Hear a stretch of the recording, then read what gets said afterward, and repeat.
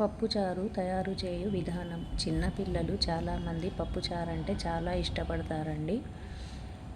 నేను ఈ వీడియోలో చూపెట్టిన విధంగా పప్పుచారు చేయండి. చిన్నపిల్లలు చాలా ఇష్టంగా తింటారండి. చాలా రుచిగా ఉంటుంది. తప్పకుండా ట్రై చేయండి.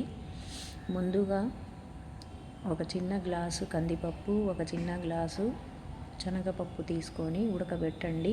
పప్పు రెండు కలిపి ఉడకబెట్టండి. ఈ పప్పు ఉడికిన తర్వాత మెత్తగా మిక్సీ చేయండి. చేసిన తర్వాత వాటర్ వేసి పప్పు కలిపి ఒక గిన్నెలో వేసి పక్కన ఉంచండి. ఇలా పప్పు పక్కన ఉంచిన తర్వాత ముందుగా నానబెట్టుకున్న చింతపండును ఇలా రసం తీసి అందులో ఉన్న పిప్పి మొత్తం తీసేయండి. ఇలా తీసిన తర్వాత ఈ చింతపండు వాటర్ పప్పులో కలపండి.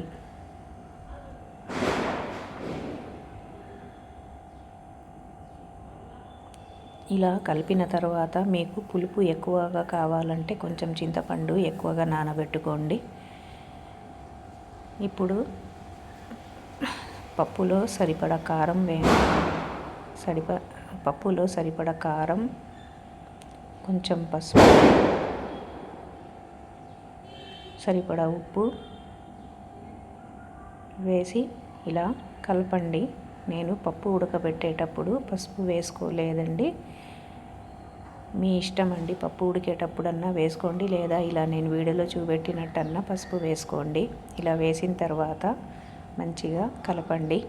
ఇలా కలిపిన తర్వాత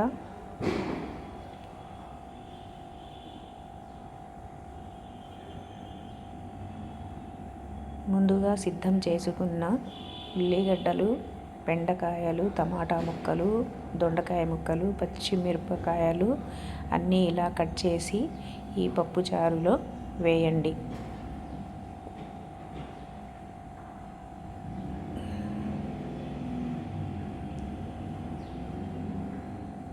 కొంచెం కొత్తిమీర, పుదీనా కూడా వేయండి.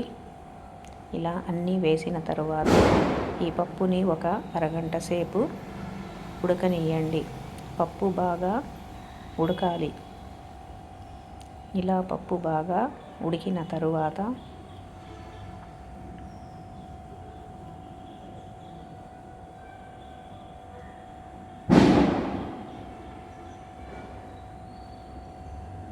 ఇప్పుడు ఒక చిన్న గిన్నె తీసుకొని ఇందులో పోపు వేయాలి. కొంచెం 2 స్పూన్ల నూనె వేసి నూనె వేడి అయిన తర్వాత ఒక 5 రెమ్మలు ఎల్లిపాయలు వేయండి. వేసిన తర్వాత జీలకర్ర, ఆవాలు కూడా పోపు వేయండి. ఇలా పోపు వేసిన తర్వాత స్టవ్ ఆఫ్ చేసేసి ఒక 2-3 స్పూన్లు పప్పుచారు ఈ పోపులో వేయండి.